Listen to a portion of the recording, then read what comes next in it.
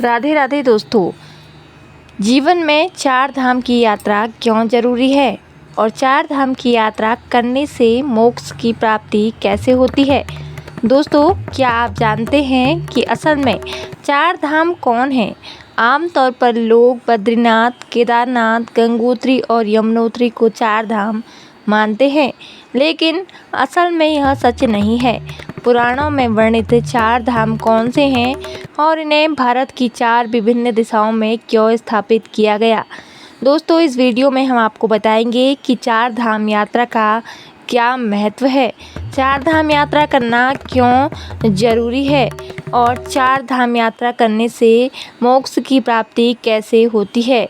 कहा जाता है कि इस कथा के श्रवण मात्र से भक्तों की सभी इच्छाएं पूर्ण होती हैं, इसलिए वीडियो में अंत तक बने रहें और कमेंट बॉक्स में हर हर महादेव जरूर लिखें। तो दोस्तों, भारतीय धर्म ग्रंथों में बद्रीनाथ, द्वारिका, जगन्नाथपुरी और रामेश्वर को चार धाम यात्रा के रूप में वर्णित किया गया है। पौराणिक कथाओं के अनुसार भगवान विष्णु की उपस्थिति चार धामों में चार अलग अलग रूपों में मानी जाती है।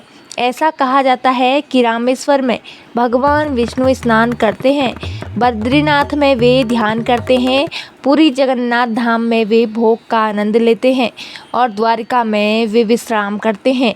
तो चलिए मित्रों, रामेश्वर धाम से इस चार धाम यात्रा की शुरुआत करते हैं। रामेश्वर एक पवित्र तीर्थ स्थल है जो कि तमिलनाडु के रामानाथपुरम जिले में है। रामेश्वर मंदिर बंगाल की खाड़ी और अरब सागर के संगम स्थल पर स्थित है। इस मंदिर की स्थापना की कथा सीधे रामायण काल से जुड़ी हुई है। मान्यता है कि जब भगवान श्री राम, लक्ष्मण, हनुमान और समस्त वानर सेना के साथ लंका विजय के लिए प्रस्थान कर रहे थे, तब उन्होंने समुद्र तट पर शिवलिंग स्थापित कर भगवान शिव की उपासना की। उनकी भक्ति से प्रसन्न होकर भगवान शिव ने उन्हें विजय श्री का आशीर्वाद दिया। आशीर्वाद प्राप्त करने के बाद श्री राम ने भगवान शिव से अनुरोध किया कि वे जन कल्याण के लिए सदैव इस शिवलिंग में ज्योतिर्लिंग रूप में विराजमान रहेंगे।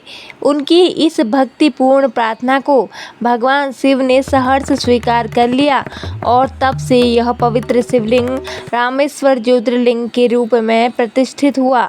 रामेश्वर मंदिर से जुड़ा एक और महत्वपूर्ण ऐतिहासिक तथ्य सामने आता है।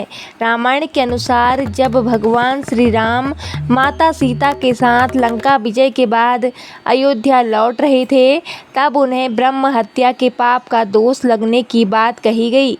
इस पाप से मुक्ति पाने के लिए संतों ने श्री राम को भगवान शिव की उपासना करने की सलाह दी, परंतु द्वीप पर कोई शिव मंदिर न होने के कारण भगवान राम ने पवन पुत्र हनुमान को शिवलिंग लाने के लिए भेजा। हनुमान जी प्रभु श्री राम की आज्ञा का पालन करते हुए तुरंत प्रस्थान कर गए, लेकिन वापस लौटने में उन्हें विलंब हो गया। इधर पूजा का शुभ मुहूर्त निकला जा रहा था और हनुमान जी के लौटने में देरी को देखते हुए माता सीता ने समुद्र के किनारे पड़ी रेत से ही एक शिवलिंग का निर्माण कर दिया। यही शिवलिंग बाद में रामनाथ कहलाए। भगवान श्री राम ने इस शिवलिंग की श्रद्धा और भक्ति के साथ पूजा की और बाद में हनुमान जी द्वारा लाए गए शिवलिंग को भी वहीं प्रतिष्ठित किया गया। इसके अलावा रामेश्वर मंदिर अपने अद्भुत स्थापत्य और भव्यता के लिए प्रसिद्ध है। इस मंदिर का गलियारा दुनिया का सबसे बड़ा गलियारा माना जाता है, जिसकी उत्कृष्ट नक्काशी और विशाल स्तंभ इसकी भव्यता को दर्शाते हैं। मंदिर के समीप समुद्र में आज भी प्राचीन पुल के अवशेष देखे जा सकते हैं, जिसे आमतौर पर राम सेतु के नाम से भी जाना जाता है। यह सेतु श्री राम और उनकी वानर सेना द्वारा लंका जाने के लिए बनाया गया था और इसे हिंदू धर्म के सबसे रहस्यमय और ऐतिहासिक स्थलों में से एक माना जाता है। आइए अब जानते हैं चार धामों में से पवित्र बद्रीनाथ मंदिर के बारे में। बद्रीनाथ मंदिर उत्तराखंड के चमोली जिले में है। अलकनंदा नदी के तट पर स्थित एक पवित्र तीर्थ स्थल है जो भगवान विष्णु को समर्पित है। यह मंदिर अलकनंदा नदी के बाएं तट पर नर और नारायण नामक दो पर्वत श्रृंखलाओं के बीच स्थित है। प्राचीन वास्तुकला से निर्मित यह भव्य मंदिर लगभग 15 मीटर ऊंचा है। इसकी संरचना 3 प्रमुख भागों में विभाजित है, जिनमें गर्भगृह, दर्शन मंडप और सभा मंडप शामिल हैं। मंदिर के अंदर 15 दिव्य मूर्तियां स्थापित हैं, जिनमें सबसे प्रमुख भगवान विष्णु की 1 मीटर ऊंची काले पत्थर की प्रतिमा है।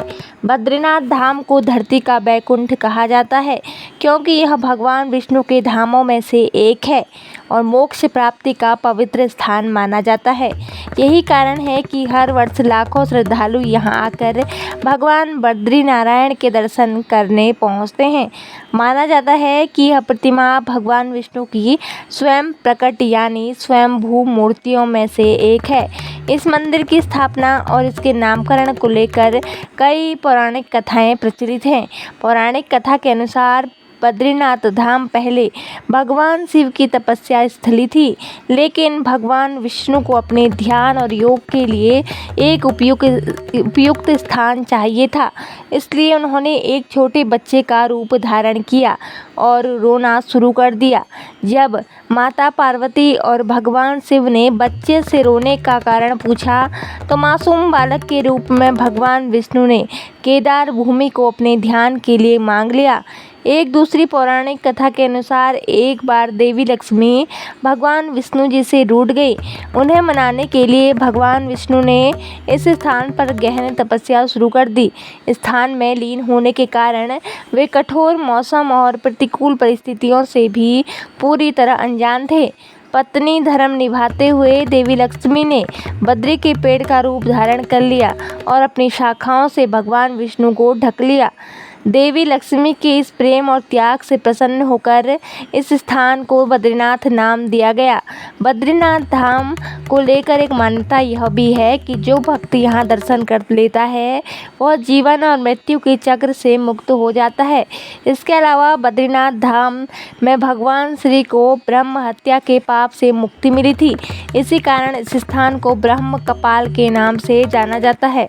ब्रह्म कपाल एक पवित्र ऊंची शिला है जहाँ पितरों के लिए श्राद्ध तर्पण किया जाता है। मान्यता है कि इस स्थान पर श्रद्धा करने से पितरों को मोक्ष और शांति की प्राप्ति होती है। दोस्तों, अब बात करते हैं 4 धामों में से एक पुरी धाम यानी जगन्नाथपुरी की। जगन्नाथपुरी मंदिर ओडिशा राज्य के पूर्वी शहर में स्थित है और हिंदू धर्म के सबसे पवित्र स्थलों में से एक माना जाता है। जगन्नाथ शब्द का अर्थ है जगत के स्वामी। इस मंदिर के प्रमुख रूप से 3 देवताओं की पूजा होती है, भगवान जगन्नाथ, उनके बड़े भाई बलभद्र और उनकी बहन सुभद्रा। पुरी मंदिर की सबसे प्रसिद्ध परंपरा यहाँ की रथ यात्रा है, जो हर वर्ष आषाढ़ शुक्ल पक्ष की द्वितीया यानी लगभग जून जुलाई में आयोजित की जाती है। कलयुग में भगवान श्री कृष्ण राजा इंद्रद्युम्न के सपने में प्रकट हुए और उन्हें आदेश दिया कि वे पुरी के समुद्र तट पर मिले एक दिव्य पेड़ से उनका विग्रह बनाएं और उसे मंदिर में प्रतिष्ठित करें। राजा इंद्रद्युम्न भगवान की आज्ञा का पालन करते हुए एक कुशल बढ़ई यानी शिल्पकार की खोज में जुट गए। इसी दौरान उन्हें एक वृद्ध ब्राह्मण मिले, जिन्होंने स्वयं इन विग्रहों को बनाने की इच्छा जताई। हालांकि उस वृद्ध ब्राह्मण ने एक शर्त रखी कि यह विग्रहों को एक बंद कमरे में तैयार करेगा और जब तक मूर्तियां पूर्ण न हो जाएं, तब तक कोई भी दरवाज़ा नहीं खोलेगा। यदि किसी ने अंदर झांका या दरवाज़ा खोला तो मूर्तियों का निर्माण अधूरा रह जाएगा। राजा इंद्रद्युम्न ने इस शर्त को स्वीकार कर लिया और वृद्ध ब्राह्मण मूर्तियों के निर्माण में जुट गए। शुरुआत में कमरे से लगातार लकड़ी तराशने की आवाज़ें आती रही, जिससे सभी को विश्वास था कि मूर्तियां बन रही हैं। लेकिन कुछ दिनों बाद अचानक कमरे से आवाज़ आनी बंद हो गई। राजा और रानी को यह संदेह होने लगा कि कहीं उस वृद्ध ब्राह्मण के साथ कोई अनहोनी तो नहीं हो गई। कई दिनों से कमरे के भीतर कोई आवाज़ नहीं आ रही, जिससे उनकी चिंता बढ़ गई। आखिरकार इस संशय में राजा इंद्रद्युम्न ने कमरे का दरवाजा खोलने का निर्णय लिया। जैसे ही दरवाजा खुला, राजा ने देखा कि विग्रह अधूरे थे। भगवान जगन्नाथ, बलभद्र और सुभद्रा की मूर्तियों के हाथ पैर पूरी तरह तरासे नहीं गए थे। उसी क्षण राजा को एहसास हुआ कि वह रहस्यमय वृद्ध कोई साधारण बढ़ई नहीं, बल्कि स्वयं देव शिल्पकार विश्वकर्मा थे, जो भगवान की दिव्य मूर्तियों का निर्माण कर रहे थे। लेकिन उनकी शर्त तोड़ी जाने के कारण वे अधूरी मूर्तियां छोड़कर अंतर्ध्यान हो गए। हालांकि राजा ने इसे ईश्वर की लीला माना और उन अधूरी मूर्तियों को ही मंदिर में स्थापित कर दिया। यही कारण है कि जगन्नाथ मंदिर में अन्य मंदिरों की तरह पत्थर या धातु की मूर्तियां नहीं हैं, बल्कि विशेष प्रकार की लकड़ी से बनी मूर्तियों की पूजा की जाती है। जगन्नाथ मंदिर भगवान विष्णु के 8वें अवतार श्री कृष्ण को समर्पित है। वर्तमान में जो मंदिर भक्तों को दिखाई देता है, उसका निर्माण 7वीं शताब्दी में हुआ था। हालांकि इतिहास में यह मंदिर 3 बार टूट चुका है। इस मंदिर से जुड़ी सबसे आश्चर्यजनक बात यह है कि मंदिर के शिखर पर लगा लाल ध्वज हमेशा हवा की विपरीत दिशा में लहराता है। वैज्ञानिक दृष्टि से इसका कोई ठोस प्रमाण नहीं मिल पाया है और यह आज भी एक रहस्य बना हुआ है। इसके अलावा मंदिर के शिखर पर स्थित सुदर्शन चक्र भी अपने आप में अद्वितीय है। पुरी में किसी भी स्थान से इस चक्र को देखें, यह हमेशा ऐसा प्रतीत होता है कि वह सीधा हमारी ओर ही देख रहा है। इस रहस्यमय संरचना को नील चक्र भी कहा जाता है और यह अष्टधातु से निर्मित है। इन अद्भुत रहस्यों और दिव्य मान्यताओं के कारण जगन्नाथपुरी मंदिर को हिंदू धर्म का एक अनमोल आस्था केंद्र माना जाता है, जहां भक्तों की श्रद्धा और भक्ति हर वर्ष लाखों की संख्या में उन्हें खींच लाती है। मित्रों, अब बात करते हैं 4 धामों में से एक द्वारकाधीश मंदिर की। यह भव्य मंदिर भारत के पश्चिमी तट पर गुजरात में अरब सागर के किनारे स्थित है। द्वारका नगरी को भगवान श्री कृष्ण का पवित्र स्थान माना जाता है। यह न केवल भगवान कृष्ण के शासित राज्य के रूप में प्रसिद्ध है, बल्कि धार्मिक मान्यताओं के अनुसार भगवान विष्णु ने भी यहाँ शंखासुर नामक राक्षस का वध किया था। तो दोस्तों, आइए जानते हैं कि भगवान श्री कृष्ण को द्वारिका की स्थापना क्यों करनी पड़ी। इसके पीछे एक रोचक और ऐतिहासिक कथा छिपी है। जब भगवान श्री कृष्ण ने मथुरा के अत्याचारी राजा कंस का वध किया, तो कंस के ससुर मगध राज्य जरासंध ने इस पर क्रोधित होकर यादव वंश का संहार करने का संकल्प लिया। अपने प्रतिशोध की आग में जलते हुए जरासंध बार बार मथुरा और यादवों पर आक्रमण करता रहा, जिससे नगरवासियों को संकट का सामना करना पड़ा। अंत में यादवों की सुरक्षा और शांति सुनिश्चित करने के लिए श्री कृष्ण ने मथुरा छोड़ने का निर्णय लिया। सभी यादवों के लिए एक रक्षित और नई नगरी बसाने के उद्देश्य से भगवान श्री कृष्ण ने विश्वकर्मा को द्वारिका नगरी की स्थापना का निर्देश दिया।